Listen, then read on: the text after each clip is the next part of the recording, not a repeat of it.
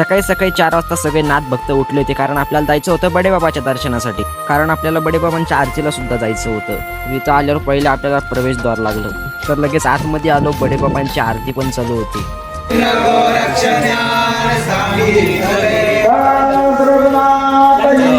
बडेबाबांची आरती बिरती झाली. सगळे नाथ भक्त कावड घेऊन पाणी भरण्यासाठी निघले होते. जाताना पूर्ण डोंगर उतरून खाली जावं लागतं. तर मित्रांनो, तिथं बघितलं तर बडेबाबांचं मंदिर आहे. तिथून उतरून आपण खाली इथं मंदिरासाठी आपण कावडमध्ये पाणी भरण्यासाठी आलो होतो.